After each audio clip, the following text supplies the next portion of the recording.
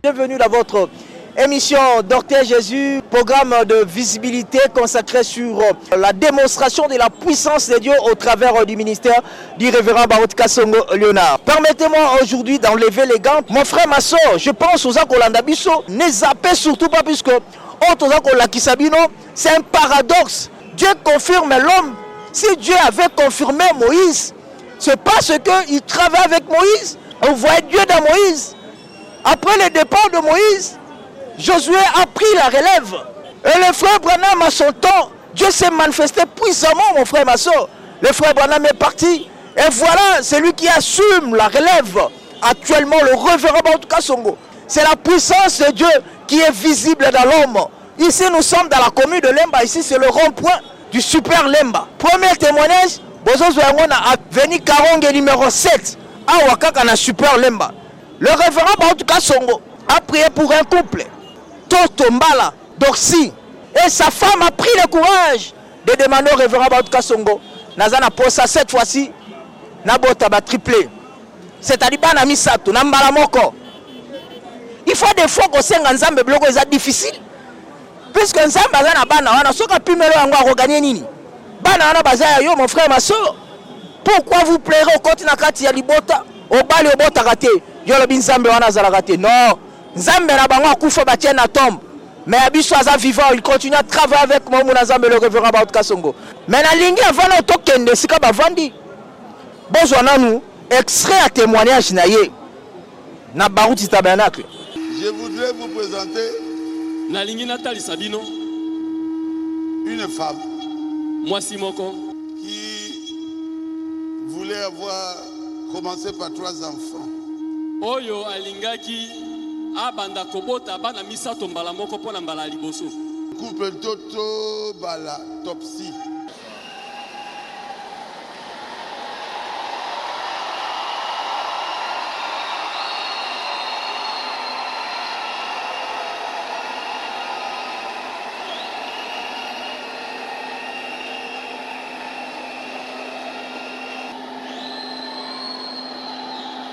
Tu voulais avoir combien d'enfants? On a demandé 3 enfants. J'ai demandé au pasteur de prier pour moi. Je voulais avoir 3 enfants. Et le pasteur a prié pour moi. Et Dieu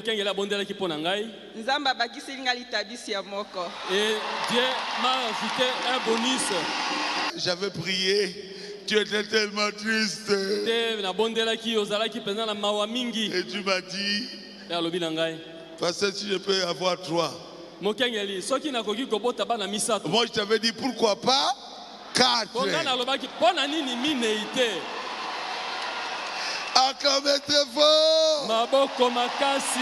Et Dieu leur a donné 4.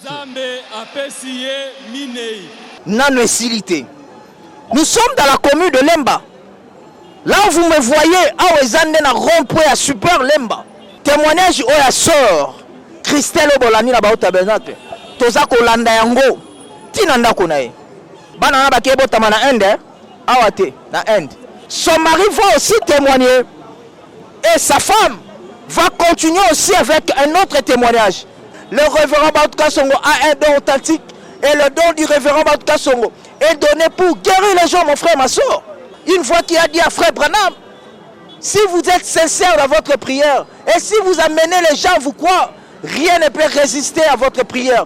Même pas les cancers. À cette époque, le cancer peut-être c'était une maladie. Pour dire que c'est une maladie difficile. Et voilà aujourd'hui, celui qui assume la relève, celui qui est successeur, vous ne voulez ou pas, puisque ce qu'il fait, le frère Branham l'a fait. Soyez connectés dans cette émission. Mon frère, nous allons vous transmettre Christ. Nous allons vous transmettre Dieu. Le Dieu du révérend Baruth Kasongo se transmet. Le Dieu du révérend Baruth Kasongo guérit. Et le Dieu du révérend Baruth Kasongo donne des solutions à tous vos problèmes. Et voilà, toujours que Malembe n'a venu Karonge numéro 7. Ah, quand on a lemba super. Toujours un témoignage d'Abango.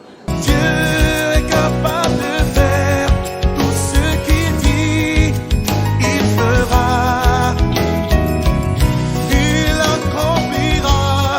Voilà, nous sommes sur l'avenue Karonge numéro 7, ici dans la commune de Lemba. C'est ici que nous sommes venus recueillir un fort témoignage. Nous avons toujours l'habitude, mais cette famille, baboti 4.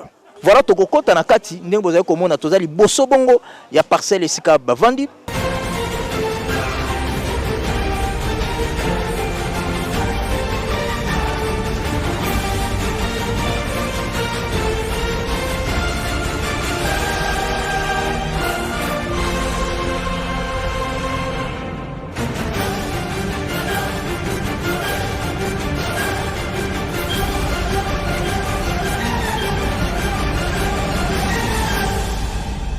Awa toza bongo na ndako to na résidence ya frère Toto Mbala Topsi nde esika tokomi pona kozwa ba témoignage auto bengi ba enfant paradoxe. Toke de na kopesa mbote papa Toto mbote. Mbote. Lolenge nini bana oyo baeli témoignage na papa na. Et ça vraiment miracle hein? Parce que d'abord en 2017 hein Madame Kenai Kobota en Afrique du Sud. Et tant que Komikuna, le jour de l'accouchement, c'était terrible. C'était terrible. Moi, on a koufi dans l'album. On a koufi dans l'album. C'est quoi il fallait qu'il va le moyen de Samoan. Le moyen tout. Comme c'est par voie basse et CMBT. Le roi Bazoki m'a tant belé pour la le ça par voie basse. Je sais pas s'il y a des complications ou quoi. J'ai décidé pas qu'il y ait une césarienne. Autant qu'il y ait une césarienne, ça a vraiment compliqué. Et l'opération a raté. Et madame était presque, je peux dire, elle était presque partie. On est dans coma. Hein? Et après, bon. Là, on va la première église, je priais par là-bas. Alors, la quelqu'un bango et pas un pasteur. À côté de diacre, à la côté, à côté de pasteur barouti. Et puis à Sambeli, on a passé le téléphone. À Sambeli, pour la maman, dans l'hôpital, en Afrique du Sud. Et bon, abîmé la coma. Elle est sortie du coma et puis avant dit quelques jours et puis elle va revenir. Alors le 24 décembre, voilà, l'opération est samedi le 1er septembre. Le 24 décembre 2017, tu es sur une église pour nous remercier pasteur pour ce témoignage. Petit témoignage, une église. Autant aussi lycée, Madame Alobé, la pasteur. On a un robot Oyo. Na mo bangango hein alors sambela pour la zora bana misatu mbango umsala katala ngama maboto pour la moni on dirait eza nzela ya passe mingi je peux préparer de ma vie bon on est passé en botabi on est assemblé zambe là le 24 décembre 2017 et puis on va dans la biso peut vendre dans la biso et puis en 2018, madame qui a l'autre passé par route, il y a un anda quoi, pesika bande belé, azo sakana la bande route na bonga bande belé pensa. C'est que dans on bande belé. Et après en 2018, né au lota bongo. 6 mois après, on a pu arrêter le remonter. Et après à un moment donné, bon, tout le monde bon, échographie l'accès qui va dans 4. Bon, voilà, c'est ça. Maintenant, beaucoup na échographie. Binomoko bozalaki sûr que beaucoup kozwa bana 4. Bozalaki na kondima na libondeli ya pasteur qui ekoko koma bongo. Tout le monde va doute pezalaki. On a personnellement nazali sûreté parce que déjà diagnostic à ma médecin après opération. Et zalaki que non peut ça beaucoup de chance que toujours bana ya bisomoko. Hein, après opération, parce qu'il y a même un médecin qui a conseillé que tu adoptes Banaraka. Parce que ça sera compliqué. Non, ça, c'est les médecins. Bon, j'ai dit que C'est la prière du pasteur. Est-ce qu'il y a les gamsol, ça?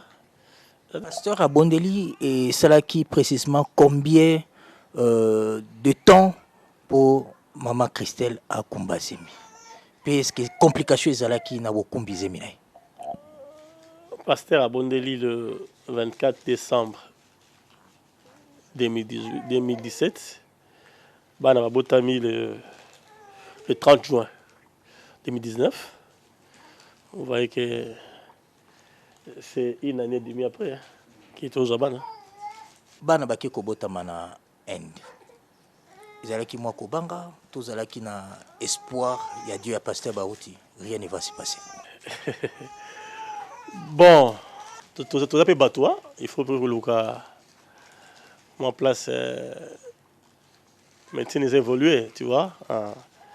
Mais Kobanga, j'allais sauter. Parce que naïbi que à un moment donné, je me comprends pas mon que. Maintenant, on va dire qu'il faut on a deux bannes.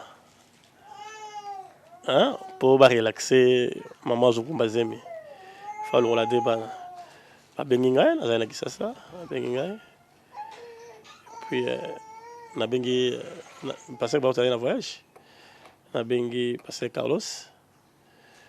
Pour passer seulement passer par route pour prier. Bon, il a prié. Et puis, tant que on a la prochaine consultation, tout a changé. Mais non, on va normalement, on va sauter. Donc voilà, c'est là combat sur combat. Ozalaki kuna na indesika mama botaki toyo ozalaki na Kinshasa et puis oyembaki nouvelle ngo lolengi nini? Non, ngazaki na Kinshasa. Na Kinshasa pour rebunda bunda non, il faut rebunda bunda pour secourir bat bazakuna. Donc là na Kinshasa mais le 30 juin, on a bien.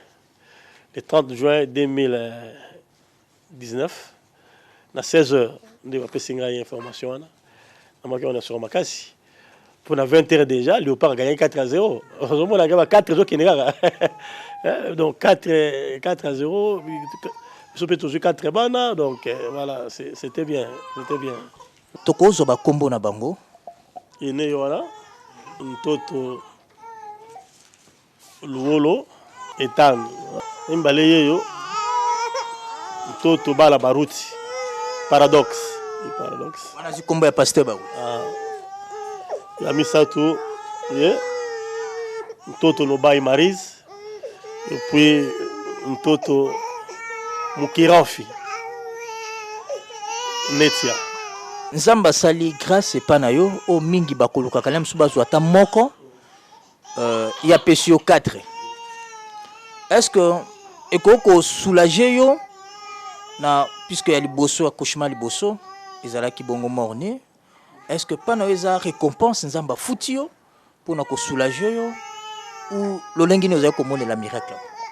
Ngala zo mona ka musana nzamba bondeli nzamba yulo sambo oyo na zo mona ngwana pour na ma sunde ma pesa mote. Et ça nous soulage aussi et puis c'est sur PC. Donc et l'on peut pas sur terrain ngo ya ça la morné à mon adibosson. Donc voilà, c'est ça. Question moko ya curiosité, oko regretter na ndenge bana baye mbala moko na 4 to okozala na esengo mingi po omoni ki okobokola bango malamu. Ko regretter te. J'en ai sur le moment. Tant que on a botami, facture est chère, hein. Faut payer mon rebelle. On a travaillé quelque part. Na koyo mukanda na société ba songangai ba na botami, so iba ofuta facture wana. Ba boyi. Habité lokola voyage qui na ndenge na ye société wana te. Ba boyi. Ah bon, là, on a comment on a passé par route. Et bon, moi, je connais ce yo mto lugango, yo ndio mto, hein? Yo ndio lugima mo surtout et comme aboué, la prière na yo. C'est quoi yo? Facture belé boye, ton sourapi. Bon belé. Et puis, elle m'a appelé. Père Abengingai. Ah, pasteur. Ah, mon kenge. Comment je vais payer? Deni na okosa. 4 enfants. Bana minei. Pourquoi il y a 4 gars, ça y a 3? Tout ce que vous voulez avoir. Nyoso zali nango posa. Tout. Nyoso. Tout. Nyoso. Vous l'aurez. Okozwa yango. Après une semaine, 2 semaines, rien. Non, on peut me monter. Si on a joué à lettre, on a commandé. Lettre, on a commandé à boire. On a côté sous. Après, on a non, ça va, ok, bah, c'est bon. C'est bon. Vous avez Espoir, prochain accouchement, 10, 15 à la fois, une fois. Non, sur le prochainement, il faut que pas passer par où tu as bon de la peau, tout le monde est sauté. Mais moi, quand j'ai un espoir au Soukalabana, combien? C'est un tout le moment. Non, ça va déjà, 4, c'est beaucoup. Non, 2 filles, et puis 2 filles, des garçons. Moi, c'est pas 2 filles, 2 garçons. Et voilà. Bon, nous avons aussi puisque tu as kaka awananda ko ya frère Toto Mbala Topsi. Bozo qui témoignage ya maman le kulenge to lakisa bino na début o ya pesa ki bongo na église na Baruti tabernacle. Mais le kola toza nanda ko na e akoko tikala indifférentité et singeli pe a témoigner puisque dans un témoignage moko fort o esala kike azala un jour un espoir que Nzambe na e akosala quelque chose. Maman Christelle Toto Mbote. Mbote papa. Oui, toza awana katianda kona yo pesa ki témoignage bongo na église Baruti tabernacle liboso ya momo na Nzambe le révérend Baruti. Et ozana témoignage moko oyo olobakite esingela biso kozwa yango. Lo lenge nini omoni la pasteur Baruti, ndenge nini opusana na Baruti tabernacle pour croire na Dieu ya pasteur Baruti avant non kozwa bana oyo. Avant mama pasa nazalaki en fait mzema liboso na perdaki bébé na ngai. Ozonga na ngai tellement que tozalaki kovanda na Kitona, c'était juste derrière l'église. J'étais vraiment pleureuse, très soucieuse, tellement que zemi zalaki c'était zaki zemi moko ya pasi et na suka lango au lieu que na simba mwana na simba ki mwana te, j'avais perdu l'enfant et c'était vraiment très compliqué. Mon bal nanga lui il fréquentait déjà l'église Baruti tabernacle. Moi, je partais pas encore à l'église Baruti tabernacle.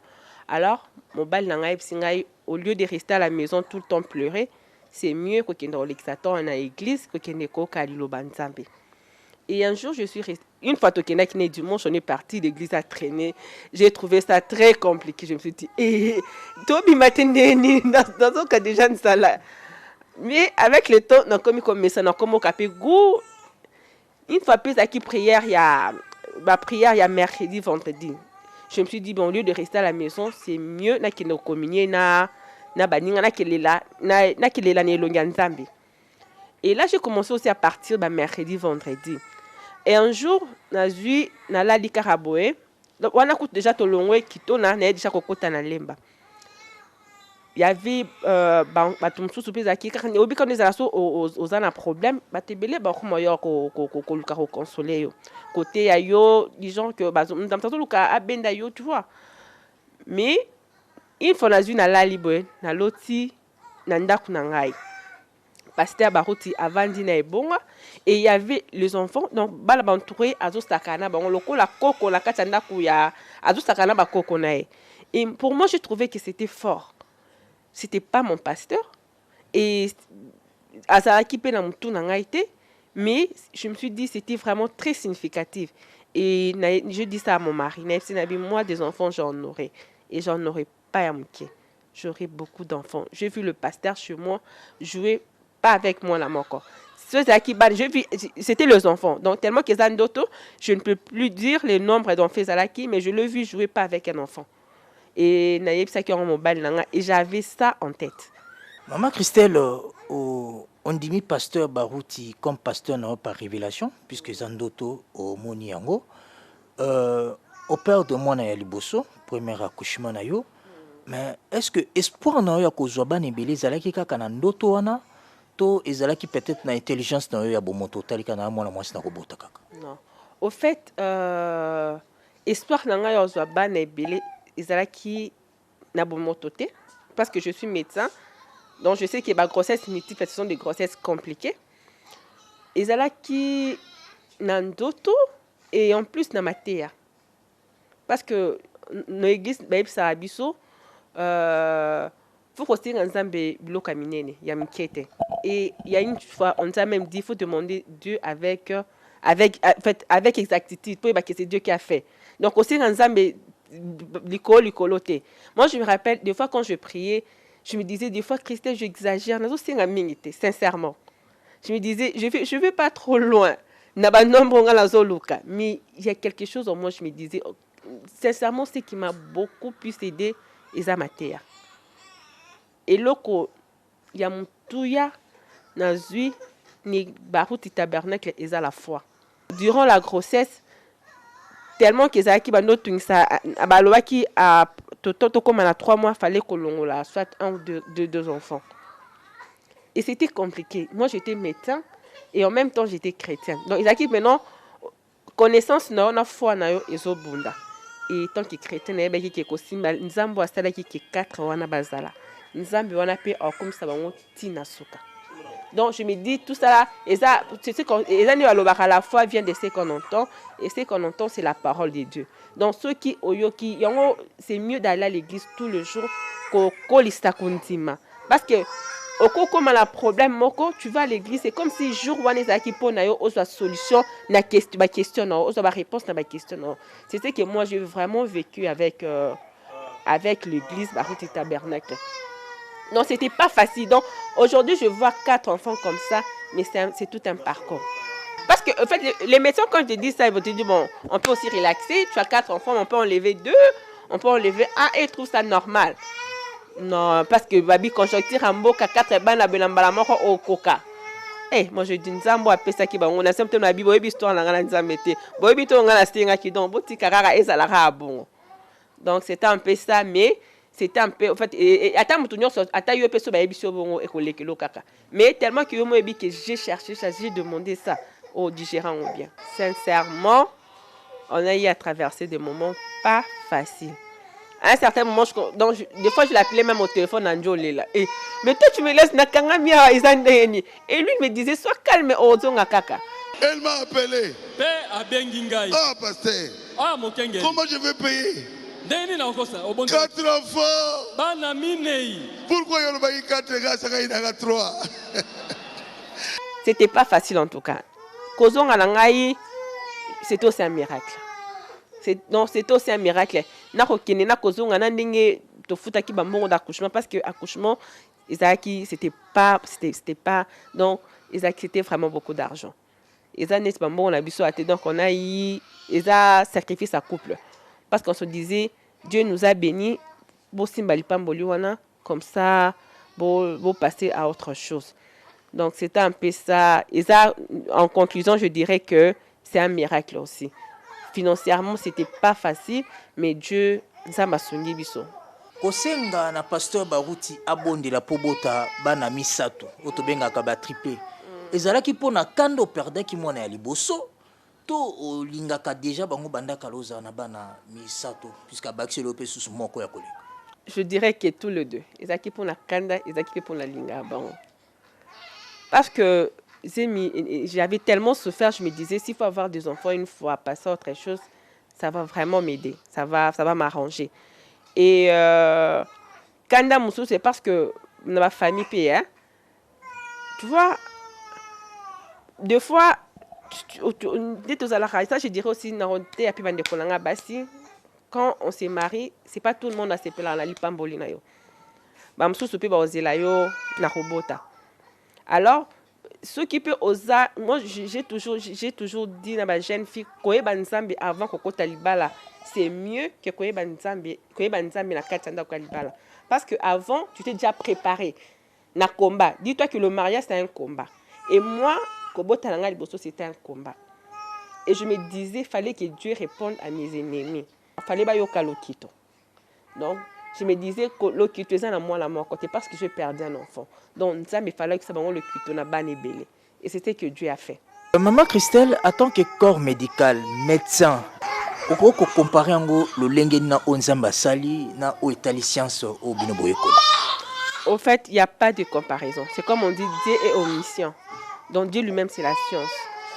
Mais en fait, quand on attendait le bébé, quand quand je lisais des articles, parce que Mtako sortait, quand sur les événements, on a beaucoup plus attiré autant d'articles, on a comment ça se passe.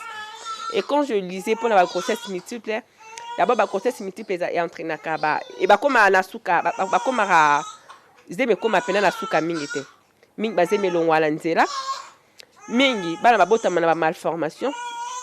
Parce que grossesse multiple est bandie à 3-4. Grossesse multiple. Ce sont des grossesses jumelaires, mais la grossesse multiple était. Mais quand on voit grossesse multiple, triplée, quadruplée, ce sont des grossesses en général très compliquées. Donc, quand tu lis ça, toi-même tu vois ça, tu te dis que non, je peux avoir deux enfants qui ont de malformations. Mais étant qu'enfant de Dieu, tu te dis, donc, je sais que les années foi langai et dominant qui sur science, sur ma connaissance nangai. Dans la note, je checké ma connaissance nangai à côté, je me disais c'est que Dieu a dit. Donc moi je me référais toujours à la parole de Dieu. Parce que je me disais c'est la bénédiction de l'Éternel. Et la bénédiction de l'Éternel nous enrichit, ça ne se fait suivre d'aucun chagrin. Donc il n'y a pas que chagrin mon côté et qu'il y a la bénédiction de cela. Merci. Je vous en prie. On va les consacrer. Dieu notre Père Céleste, nous consacrons tous en toto, tous les quatre, à toi. Seigneur, que le diable n'avance pas sa main sur ses enfants. Ce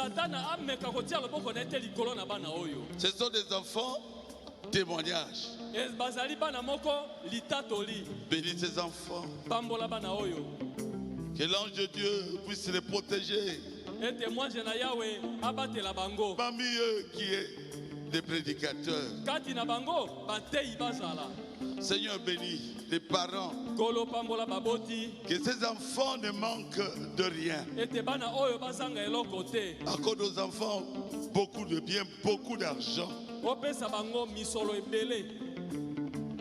Même une bonne parcelle avec une grande maison. Merci Seigneur. Nous te remercions. C'est toi qui donnes les enfants. Nous les plaçons entre tes mains. Au nom de Jésus-Christ. Amen. Amen. Amen. Nous sommes presque à la fin de votre émission Dortez Jésus. Je crois que tous ces témoignages ont édifié votre âme.